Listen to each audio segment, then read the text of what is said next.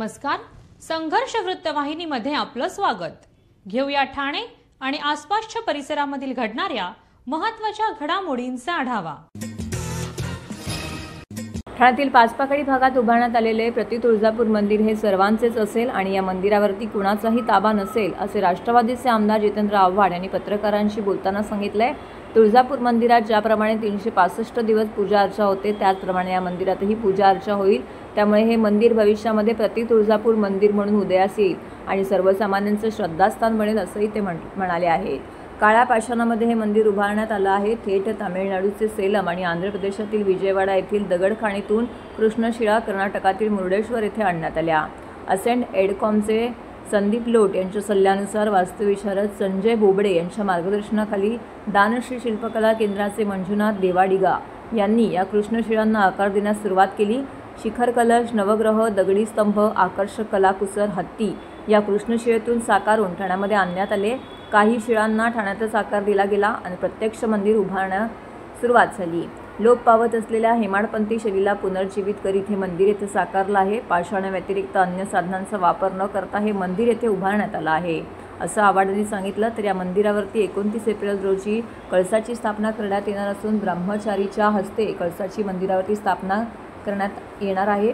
यामागचं शास्त्र मला माहीत नसून अशा प्रकारे कळसाची स्थापना होणार असल्याचं त्यांनी सांगितलं.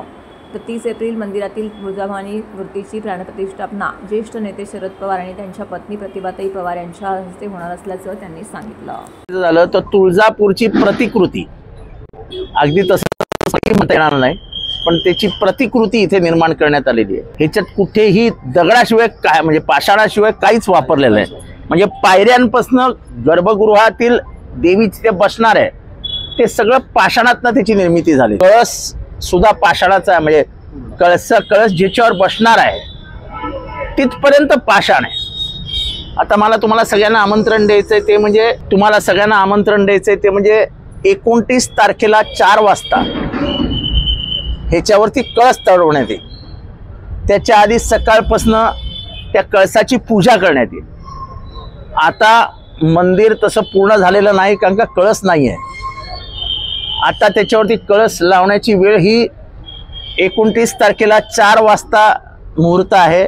4 वाजता एक ब्रह्मचारी त्या कळसाला घेऊन, मला माहित नाही त्याच्या मागचा विधिशास्त्र काय सांगतं, पण मला जे सांगितलं गेलं ते असं आहे की एक ब्रह्मचारी तो कळस घेऊन वरती जाईल आणि तो ब्रह्मचारी त्या देवळाच्या म्हणजे त्या पूर्ण स्ट्रक्चरच्या वरती जिथे कळस बसायचा आहे तिथे ठेवेल.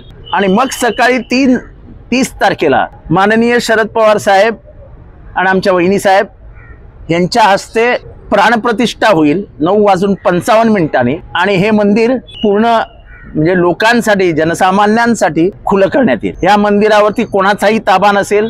या मंदिराला कोणी प्रवेश करायचा, कोणी याच्यावरती कुठलंही कोणाचंही बंधन नसेल. हे मंदिर सर्वसामान्यांच्या सेवेसाठी त्यांचं श्रद्धास्थान म्हणून पुढे आणण्यात येईल. व्हावी प्रति तुळजापूरची ओळख याला मिळावी अशी आमची आई भवानीच्या चरणी प्रार्थना पण असेल. कारण का शेवटी तुळजाभवानीचं वैशिष्ट्य काय तर तुळजाभवानी ही साक्षात शिवाजी महाराजांनी दर्शन घेतलेली देवी आहे. तिच्या पावन आशीर्वादानेच महाराजांनी राज्याची निर्मिती केली होती. मी स्वतः तुळजाभवानीचा मोठा भक्त आहे. फक्त मी ढोल ताशा वाजवून कुठे जात नाही. मी वर्षातनं 2-4 वेळा तुळजाभवानीला जातो. जे काही साग्र संगीत विधी करायचे असतात ते विधी करतो आणि परत येतो. आणि माझ्या मनात हे पूर्वीपासून होतं, लहानपणापासून होतं, जेव्हापासून मी राजकारणात आलेलो की अनेक मंदिर आपण बांधतो. आता मी खंडोबाचं मंदिर बांधलं, स्वामी समर्थांचं मठ बांधला, शंकर महाराजांचा मठ बांधला, पण मी कधीच देऊळ बांधून त्याची प्रसिद्धी याच्या मागे कधीही लागलो नाही. पण हे देवळाचं मी काय इतकं करतोय तर हे पहिलं देऊळ आहे जिथे अनधिकृत बांधकामाचा स्पर्श देखील नाही. म्हणजे जे साधारण लोक म्हणतात काय देऊळ ते बांधलं असेल रस्त्यावर, ते बांधलं असेल जमीन हडपून, नाही. ही त्याची सीसी आणि ही त्याची ओसी. ठाणे महानगरपालिकेचे मालमत्ता कर म्हणजेच प्रॉपर्टी टॅक्स भरण्याचे आवाहन. सन 2022-23 या आर्थिक वर्षाचे मालमत्ता कराचे म्हणजेच प्रॉपर्टी टॅक्सचे बिल ठाणेकर करदात्यांना महापालिकेमार्फत आर्थिक वर्षाच्या सुरुवातीस म्हणजेच माहे एप्रिल 2022 मध्ये देण्यात आलेले आहे. तथापि अद्यापही काही करदात्यांनी मालमत्ता कर महापालिकेकडे जमा केलेला नाही। सध्या आर्थिक वर्षाचा अंतिम टप्पा सुरू झाला आहे। मालमत्ता कर वसुलीसाठी महापालिकेतर्फे कडक कारवाई हाती घेण्यात आली आहे। या अंतर्गत जंगम मालमत्ता, टीव्ही, फ्रीज, वाहन व इतर जप्त करणे तसेच स्थावर मालमत्ता वॉरंट बजावून जप्त करण्यात येत असून मालमत्तेचा जाहीर विक्रीद्वारे लिलाव करून कराची रक्कम वसूल करण्यात येत आहे। मालमत्तेस पाणी पुरवठा करण्यात येणारे नळ संयोजन खंडित करण्यात येत आहेत। त्याचप्रमाणे थकीत मालमत्ता करावर 2% व्याज आकारले जात असल्याने भरावयाची रक्कम वाढत आहे। आपला मालमत्ता कर propertytax.thanecity.gov.in या लिंकद्वारे तसंच गुगल पे, फोन पे, पेटीएम याद्वारे ऑनलाईन पद्धतीने करण्याची सुविधा उपलब्ध करून दिली आहे। शनिवार, रविवार व सार्वजनिक सुट्टीच्या दिवशी नागरिकांना मालमत्ता कर भरणे सोयीचे व्हावे याकरता महापालिकेचे मालमत्ता कर संलग्न कार्यालय या दिवशी कार्यान्वित ठेवण्यात आलेले आहे। तरी मालमत्ता कर वसुलीची अप्रिय कारवाई टाळण्याच्या दृष्टिकोनातून मालमत्ता कर भरून महापालिकेस सहकार्य करावे। धन्यवाद। बौद्ध धर्मियांच्या हक्कांसाठी आणि महाबोधी महाविहार मुक्ती आंदोलनाच्या समर्थनार्थ ठाणे शहरामध्ये विराट महामोर्चा काढण्यात आला। ठाणे स्थानकाजवळील डॉक्टर बाबासाहेब आंबेडकर यांच्या पुतळ्यापासून कोर्ट नाका येथील दुसऱ्या डॉक्टर बाबासाहेब आंबेडकर पुतळ्यापर्यंत हा शांततापूर्ण मोर्चा निघाला। या महामोर्चात बौद्ध भिक्षू, अनुयायी, विविध सामाजिक संघटनांचे कार्यकर्ते आणि नागरिक मोठ्या संख्येने सहभागी झाले होते। महाबोधी मंदिर बौद्धांना परत द्या, 1949चा बोधगया कायदा रद्द करा अशा घोषणा देत त्यांनी आपला संताप व्यक्त केला। मोर्चाचे नेतृत्व बौद्ध भिक्षूंनी केले। आंदोलनकर्त्यांनी स्पष्टपणे सांगितलं की बोधगया येथील महाबोधी मंदिराचे संपूर्ण नियंत्रण बौद्ध समाजाकडे सोपवलं आहे। सध्या 1949च्या कायद्यानुसार मंदिराच्या व्यवस्थापन समितीवरती बहुसंख्य हिंदू सदस्य असल्यामुळे बौद्ध समाजात नाराजी आहे। या आंदोलनात देशभरातील सुमारे 500हून अधिक बौद्ध संघटना तसेच बिहार पोलीस संघटनांचा तसेच श्रीलंका, थायलंड, जपान, मंगोलिया येथील आंतरराष्ट्रीय संघटनांचा पाठिंबा देखील मिळाला। बोधगया येथेही भिक्षूंनी आमरण उपोषण सुरू केलं असून त्यावेळी बिहार पोलिसांनी काही भिक्षूंना जबरदस्तीने हटवले। या घटनेचा निषेध म्हणून देशभरामध्ये निदर्शने आणि जेलभर आंदोलन त्याचबरोबर भारत बंदची तयारी केली जात आहे। ठाण्यातील हा मोर्चा बौद्ध समाजाच्या हक्कांसाठी चाललेल्या व्यापक लढ्याचे एक महत्त्वपूर्ण अंग ठरले असून आंदोलन अधिक तीव्र होण्याची शक्यता वर्तवली जात आहे। यावेळी भंत गौतम रत्न महथेरो, रिपाई, नानासाहेब हिंदीसे, नंदकुमार मोरे, सुनील खांबे, भास्कर वाघमारे, रामभाऊ तायडे, राजाभाऊ चव्हाण, संदीप खांबे, मिलिंद सातदिवे, सोनाली गायकवाड, शंकर जमदडे, अनेक बौद्ध अनुयायी, बंधू भगिनी, अनेक संघटनांचे पदाधिकारी यावेळी उपस्थित होते। मुक्त 1949चा कायदा, 1949चा कायदा, नरेंद्र मोदी होश में आओ, अरे होश में आके बात करो, अरे होश में आकर बात करो, देवेंद्र फडणवीस होश में आओ, अरे एकनाथ शिंदे जी होश में आओ, अरे अजितदादा पवार होश में आओ, अरे होश में आकर बात करो, अरे होश में आकर बात करो। महाबोधी विहार राज्यातलं गैर ठिकाण असलेलं या ठिकाणी 4 बुद्ध भंते आहेत, 4 हिंदू बांधव ब्राह्मण आहेत आणि जिल्ह्याचा कलेक्टर जो असतो तो अध्यक्ष असतो। याचा अर्थ तो हिंदू बांधवांच्या बाजूनं निर्णय जातो, त्यामुळे बौद्धांवर अन्याय होतो। तर महाबोधी विहार हे बुद्धांच्या ताब्यात मिळावं म्हणून हे आंदोलन आहे। 1949चा BRT ॲक्ट कॅन्सल करा यासाठी हा लढा चालू आहे, आंदोलन चालू आहे। हे आंदोलन असंच तीव्र चालत राहील आणि लवकरात लवकर जर हे बिहारात महाबोधी विहार मिळालं नाही तर तीव्र आंदोलन पुढे करण्यात येईल। मुक्ती आंदोलन संदर्भात मी भंत गौतम रत्न महाथेरो, आमचे ठाणे जिल्ह्यातले सर्व अनुयायी, आमचे सर्व पक्ष संघटनेतले पदाधिकारी कार्यकर्ते त्यांना घेऊन आपण 11 दिवस उपोषण केलेलं आहे कोर्ट नाका जिल्हाधिकारी कार्यालयाला लागून। परंतु या 11 दिवसामध्येही शासन, प्रशासन, पालकमंत्री, जिल्हाधिकारी कोणतेही दखल घेतलेले नाही। त्यामुळे आपण आज या ठिकाणी विराट हा महामोर्चा काढलेला आहे। आणि या महामोर्चाच्या माध्यमातून आपण शासनाला, जिल्हा शासनाला आपण जागा करू इच्छितो। यापुढेही जर ते जागा होत नाही आणि महाबोधी महाविहारचे प्रबंधन बौद्धांच्या हाती देत नाही आणि BT ऍक्ट काळा कायदा रद्द करत नाही तोपर्यंत हा आंदोलन आणखीन प्रखर होणार आहे। हा आता जिल्हास्तरीय चालू आहे, त्या अगोदर आपण तालुकास्तरीय केलेला आहे, त्यानंतर कोकणस्तरीय जाईल, विधानसभा सुद्धा घेराव होऊ शकतील।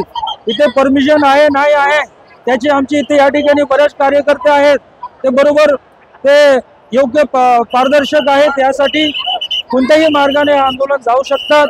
म्हणून बौद्धांना न्याय द्यायला पाहिजे लवकरात लवकर। नरेंद्र मोदी सरकार, नितीश कुमार सरकार यांनी आपण हा अन्यायाच्या विरोधात न्यायाचा लढा आहे, समानतेच्या विरोधात असमानतेच्या विरोधात समानतेचा हा लढा आहे। आपण अन्य कुणाचंही हा धार्मिक स्थान हिसकावून घेण्यासाठी आंदोलन करीत नाही आहे। बौद्धांचं, भगवान बुद्धांचं संबोधी स्थान सुरक्षित ठेवण्यासाठी आंदोलन आहे। मुख्यमंत्री वैद्यकीय सहायता कक्षाच्या समन्वयाने व कोकण पदवीधर मतदारसंघाचे आमदार ॲडव्होकेट निरंजन डावखरे यांच्या पुढाकाराने ठाण्यामध्ये मोफत सामुदायिक आरोग्य शिबिराचं आयोजन करण्यात आलं होतं। रस्ते, वीज, शिक्षण, सुरक्षा यांसारख्या सर्व महत्त्वाच्या क्षेत्रात विकासाभिमुख उपाययोजना राबवत असताना नागरिकांचे आरोग्य देखील अत्यंत महत्त्वाचे आहे, हे माहिती सरकार जाणते। म्हणूनच पंतप्रधान नरेंद्र मोदी यांच्या प्रेरणेने व मुख्यमंत्री देवेंद्र फडणवीस यांच्या पुढाकाराने महाराष्ट्रात सर्वत्र अशी आरोग्य शिबिरं भरवण्यात येत आहेत। ठाण्यात देखील आमदार निरंजन डावखरे यांच्या नेतृत्वाखाली मोहविद्यालय येथे हा उपक्रम संपन्न झाला। 563 नागरिकांनी या शिबिराद्वारे रक्तदाब तपासणी, मधुमेह तपासणी, नेत्रचिकित्सा यांसह तज्ज्ञ डॉक्टरांकडून रोगनिदान शिबिरानंतर आवश्यक रुग्ण शस्त्रक्रिया, रक्त व लघवी चाचणी, ECG तपासणी इत्यादी सुविधांचा विनामूल्य लाभ घेतला। तसेच केंद्र सरकारच्या अत्यंत महत्त्वाकांक्षी आयुष्मान भारत योजनेद्वारे गरीब आणि वंचित नागरिकांना 5 लाखपर्यंतचे मोफत रुग्णालयीन उपचार प्रदान करण्याकरिता आयुष्मान कार्डचं वितरण देखील या ठिकाणी करण्यात आलं। सकाळी 8 वाजल्यापासून हा उपक्रम येथे सुरू झाला असून नागरिकांनी मोठ्या संख्येने येथे उपस्थिती दर्शवली। यावेळी भाजपाचे महाराष्ट्र प्रदेश महामंत्री ॲडव्होकेट माधवीताई नाईक, ठाणे शहर विधानसभेचे आमदार संजय केळकर, भाजप ठाणे शहर जिल्हाध्यक्ष संजय वागुले, कोकण पदवीधर प्रकोष्ठचे संयोजक सचिन मोरे, रमेश आमरे, मनोहर डुंबरे, नारायण पवार, सचिन पाटील, संदीप लेले यांसह अनेक पदाधिकारी आणि कार्यकर्ते येथे उपस्थित होते।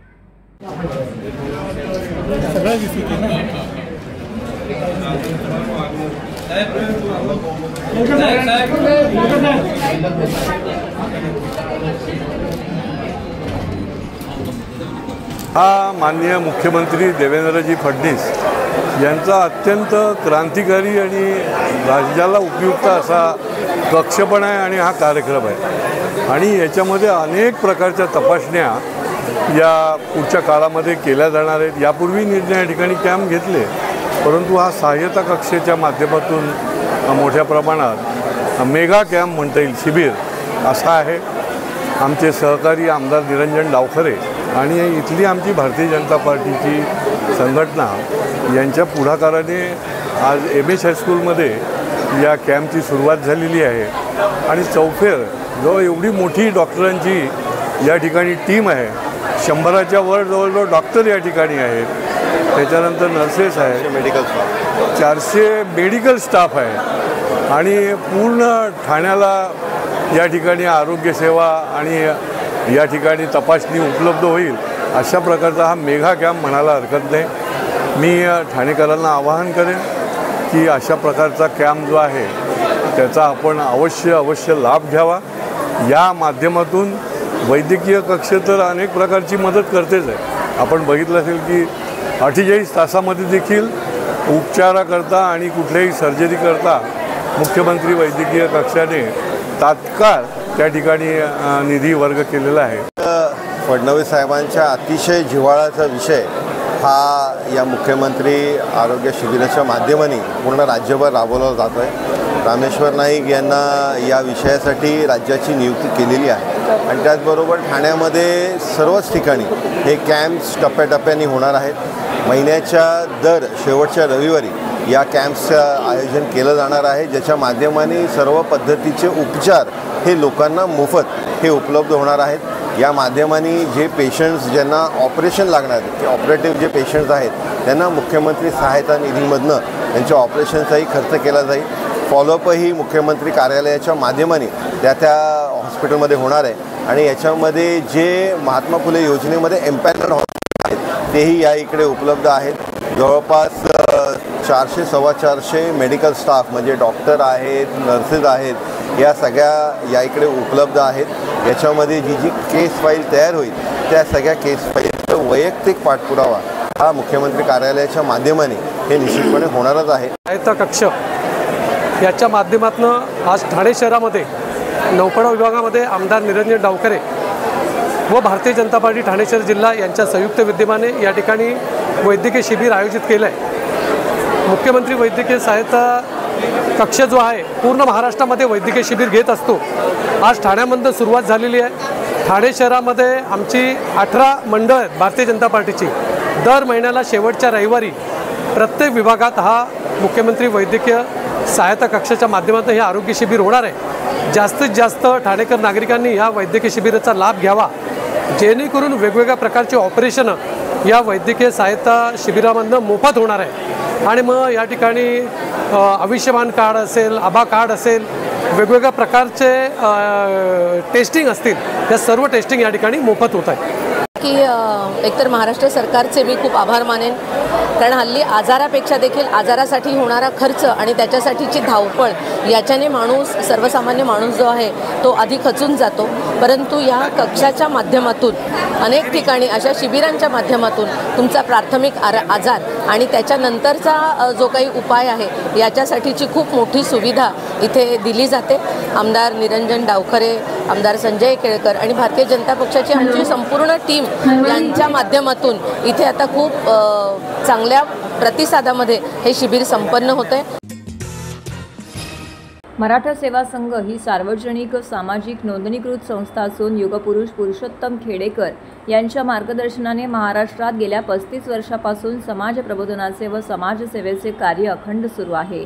समाजाच्या हितासाठी संघटनेमध्ये 33 कक्ष स्थापन करून संतांचे व महापुरुषांचे मानवतेचे विचार प्रबोधनातून दिले जातात. शेतकऱ्यांचे, कष्टकऱ्यांचे आणि तरुणांचे मूलभूत प्रश्न, हक्क आणि अधिकार याबाबत जनजागृती करण्यासाठी जिजाऊ रथयात्रा मानवतेच्या विचारांचा रथ घेऊन ठाण्यामध्ये दाखल झाली होती. 18 मार्चला रथयात्रेचा छत्रपती संभाजीनगर येथून शुभारंभ करण्यात आला असून 1 मेला ही यात्रेचा समारोप करण्यात येणार आहे. तत्पूर्वी ही रथयात्रा कळवा परिसरामध्ये काल दाखल झाली होती. छत्रपती शिवाजी महाराजांना घडवणाऱ्या राजमाता, राष्ट्रमाता माँसाहेब जिजाऊ यांच्या प्रेरणादायी विचारांची ही जिजाऊ रथयात्रा आहे. यावेळी मराठा सेवा संघाचे ठाणे जिल्हा अध्यक्ष शिवश्री योगेश पाटील, मराठा सेवा संघाचे कोकण विभाग सचिव मंगेश आवळे, संभाजी ब्रिगेडचे ठाणे जिल्हा अध्यक्ष चंद्रशेखर पवार, मराठा सेवा संघाचे ठाणे शहर अध्यक्ष शिवश्री संतोष मोरे, शिवश्री रमेश चौधरी, इतर मान्यवर यावेळी उपस्थित होते. जिजाऊ रथयात्रा कळवा परिसरातून नवी मुंबईकडे रवाना झाली. राष्ट्र उभारणीच्या कार्यात बंधुभाव जपत आपल्या ऐक्याचा जागर घालण्यासाठी मराठा सेवा संघाच्या माध्यमातून जिजाऊ रथयात्रा अंतर्गत मराठा जोडो अभियान आयोजित केलं आहे. रथयात्रेत मराठा बहुजन समाजातील अनेक पदाधिकारी सहभागी झाले होते.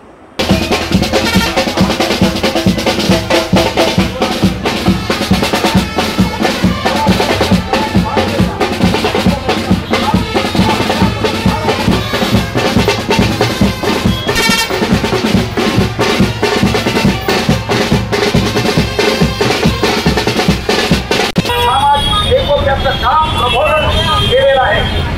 प्रसिद्ध सिद्धेश्वर राजा येथे शेकडो एकर जमिनीवर अनेक समाजोपयोगी कामे युद्ध पातळीवर चालू आहे. आपण आला तर आपल्याला सर्वांना जय जिजाऊ.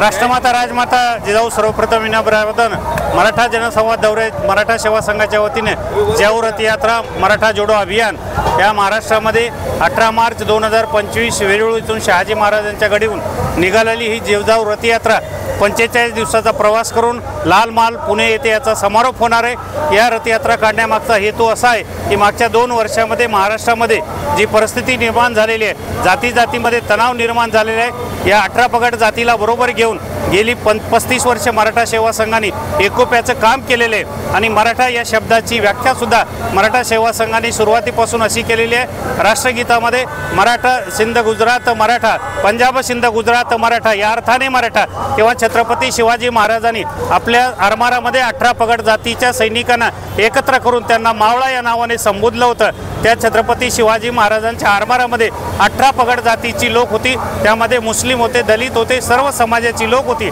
या सर्वांना घेऊन स्वराज्य निर्माण केलं। अशाच प्रकारचा हा जो मराठा आहे या अर्थाने मराठा सेवा संघाने गेली 35 वर्षे काम केलेलं आहे। त्यामुळे या महाराष्ट्रामध्ये मागच्या 2 वर्षामध्ये ही परिस्थिती जरा आमच्या लक्षात आली आणि म्हणून संस्थेचे संस्थापक अध्यक्ष क्रांती पुरुषोत्तम खेडेकर साहेबांच्या विचारातून आणि मी स्वतः समन्वयक प्राध्यापक अर्जुन तनपुरे आमच्या दोघांच्या विचारातून ही रथयात्रा काढण्याचं ठरलं। याचं नेतृत्व सौरभ दादा खेडेकर हे करतायत आणि गेल्या 41 दिवसामध्ये आम्ही आज ठाणे येथे पोहोचलेलो आहे। पुढचे 4 दिवस संपून आम्ही लाल महाल येथे याचा समारोप होणार आहे। जय जिजाऊ जय शिवराय।